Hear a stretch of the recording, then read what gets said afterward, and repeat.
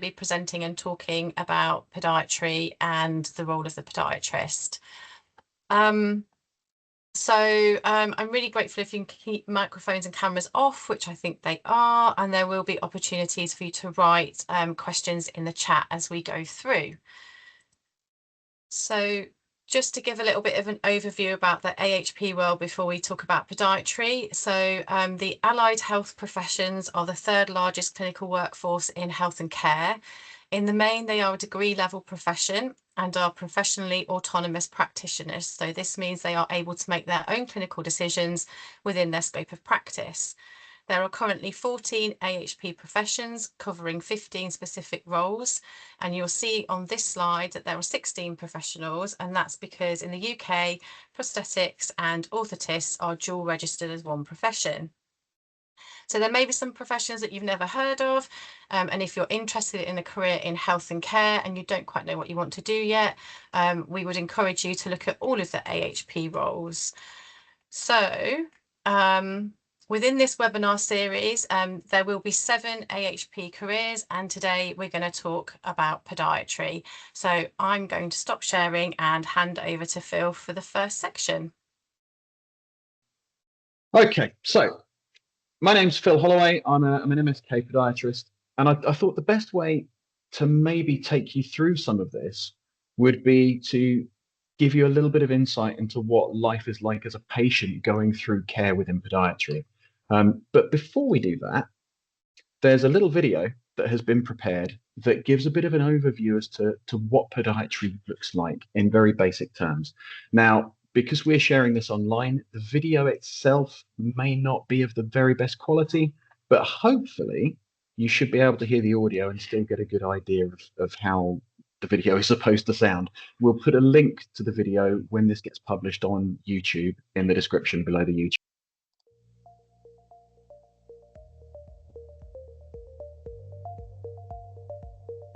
Podiatrists are foot and ankle experts. They help reduce pain and enable people to keep moving so they can live life to the fullest.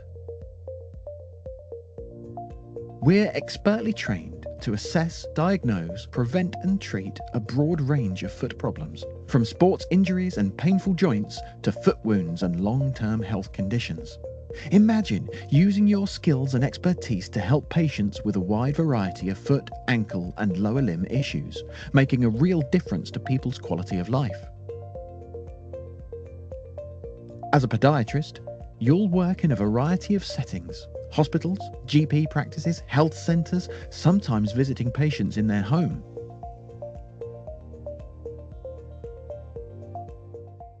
Podiatrists play a vital role in diabetes care. By monitoring circulation and nerve damage, you could help to prevent amputations and even save lives.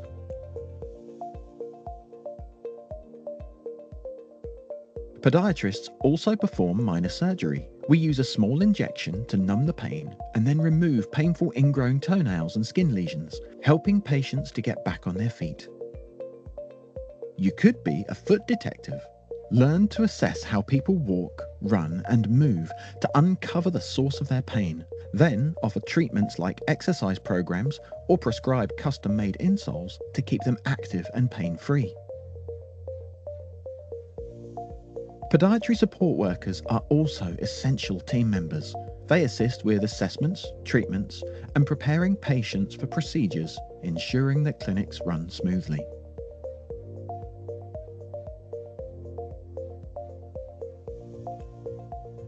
Podiatrists do amazing work. You can specialize in sports, forensics, pediatric care, help manage long-term health conditions, or even become a foot surgeon. With endless opportunities and so much to learn, every day brings something new. Becoming a podiatrist is the start of an exciting journey, and the best part? You get to make a real difference to the lives of the people you treat. The UK needs more podiatrists. So click on the link or scan the QR code to find out more about how you can become a podiatrist.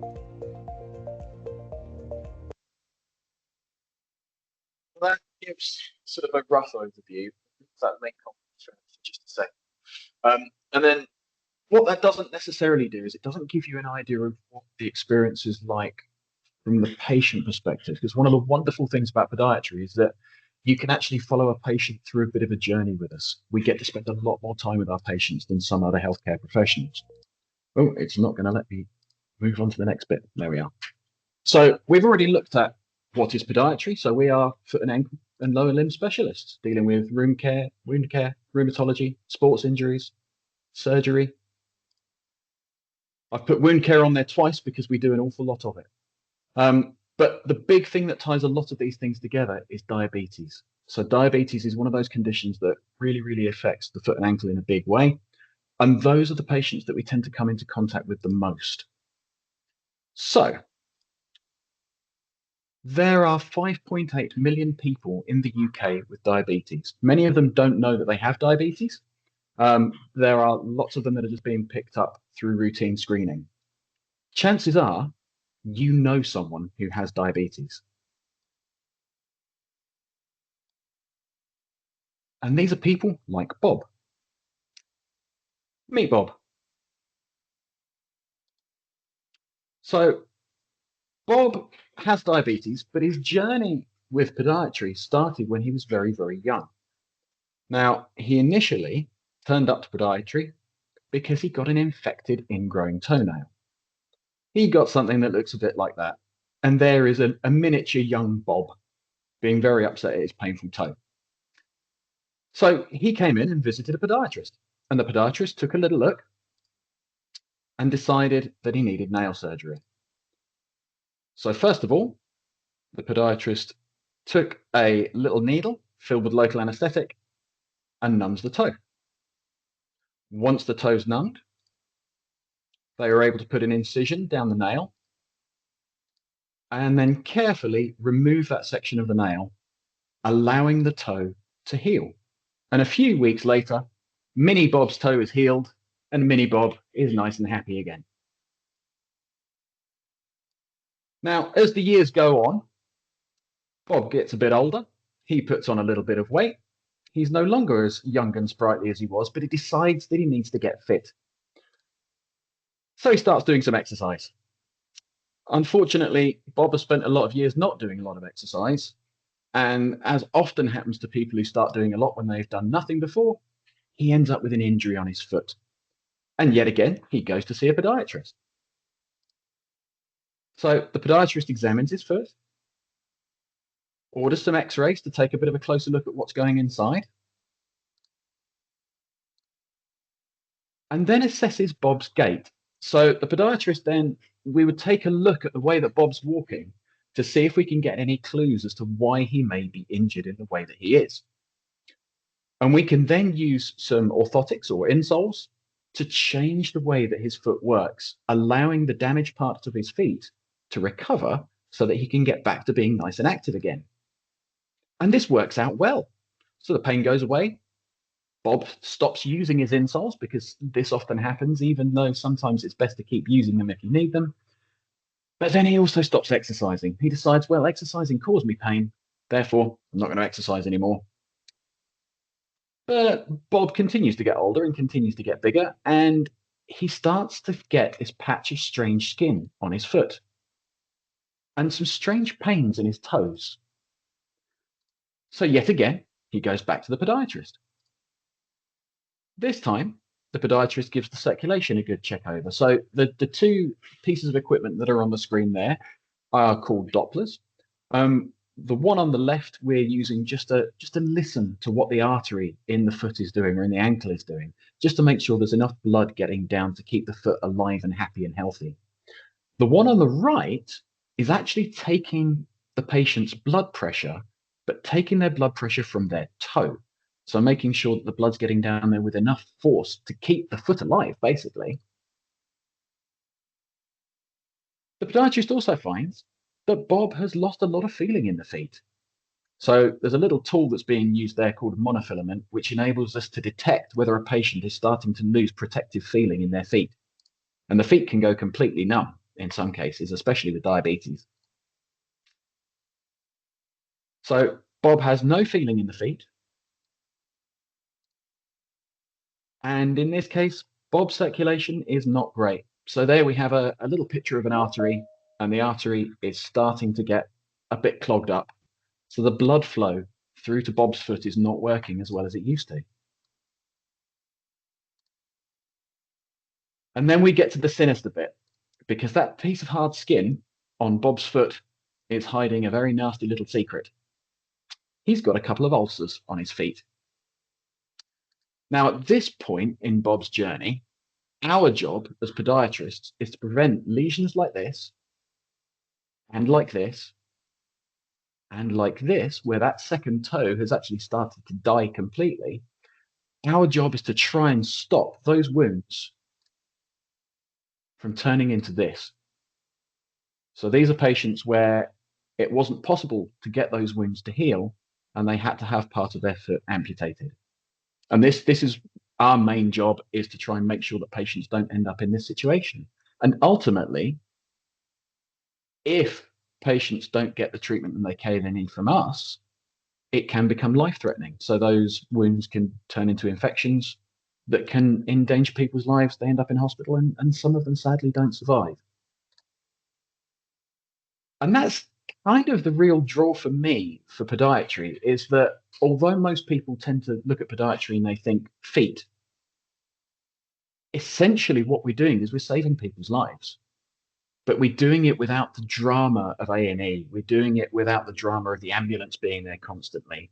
And part of the reason why I got into the job in the first place is because I wanted to do something with healthcare, but I just wasn't sure what it is that I wanted to do. I was in my mid-20s, had done various little jobs along the way, and I really just wasn't sure where I wanted a career to go. So I started talking to various healthcare people. I injured my ankle doing martial arts and started talking to a podiatry because I needed some orthotics. I needed some insoles because my feet were a bit of a mess. And he just sparked an interest in me. And I loved this idea that you can save lives without the emergency, without the hassle, without the drama, but you're still making a real meaningful change without having to be a doctor or a paramedic. It's a completely different ethos. You're making massive changes to people's lives.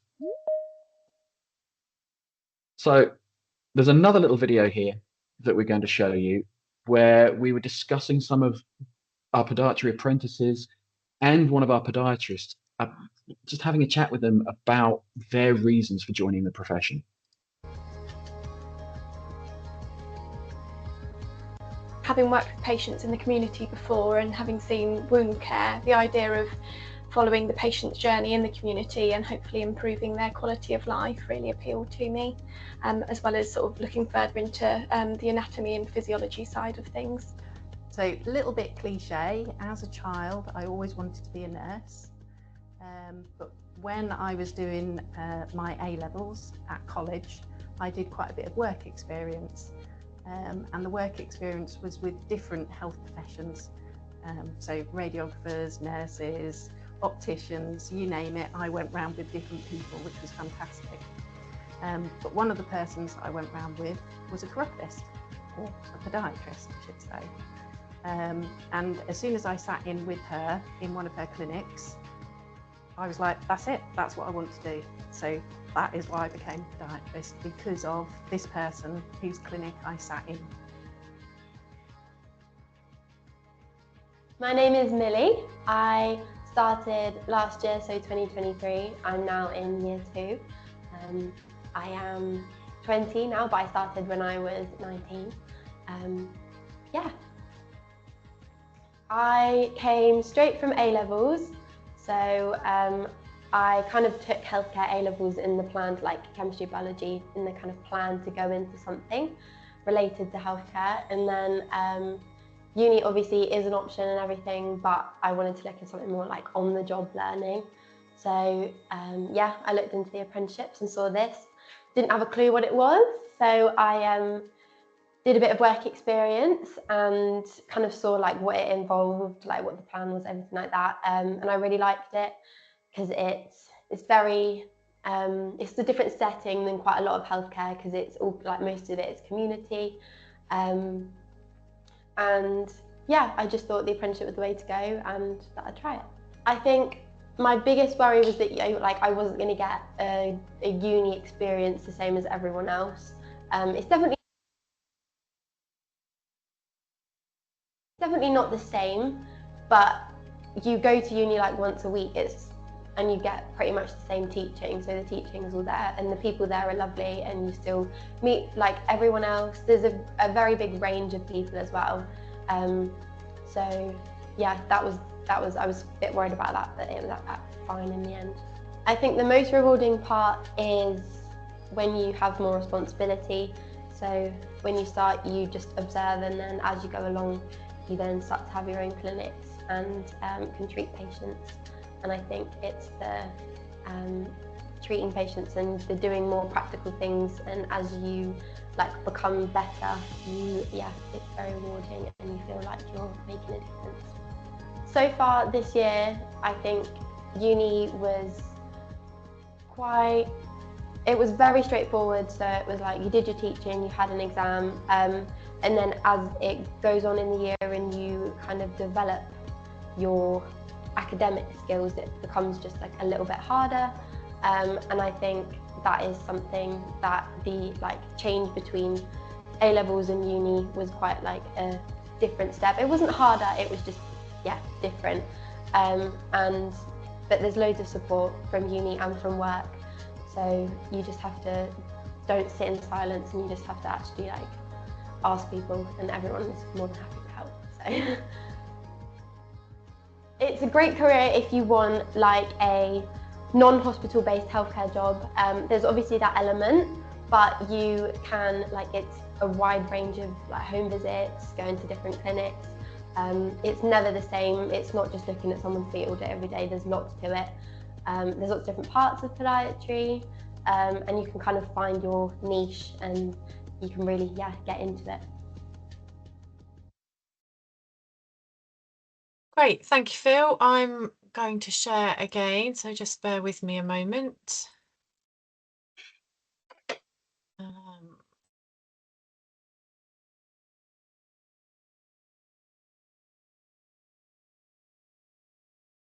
So hopefully that's now sharing again, okay? So thank you, Phil, for talking a little bit about podiatry, particularly your own journey to becoming a podiatrist. This final section of the webinar, I'm going to take you through a little bit about the pathways into becoming a podiatrist. So one of the things to consider is what qualifications you might need. So at any level of a podiatry career, you will need your maths and English level 4 at GCSE or an equivalent, and that is typically in functional skills level 2 in both subjects. There are now far more emerging routes following your GCSEs. Of course, there's the traditional A-level route, which ideally would be science-based. However, there are also BTECs, T-levels, and access to higher education diplomas, all of which can gain you access to a route into podiatry.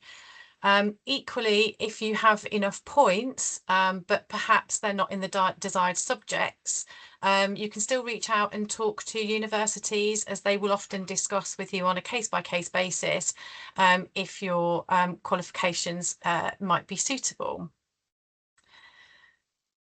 So we have our traditional undergraduate route. There are 11 schools of podiatry in England, and the closest to us in Suffolk and North East Essex is the University of East London and the University of Northampton.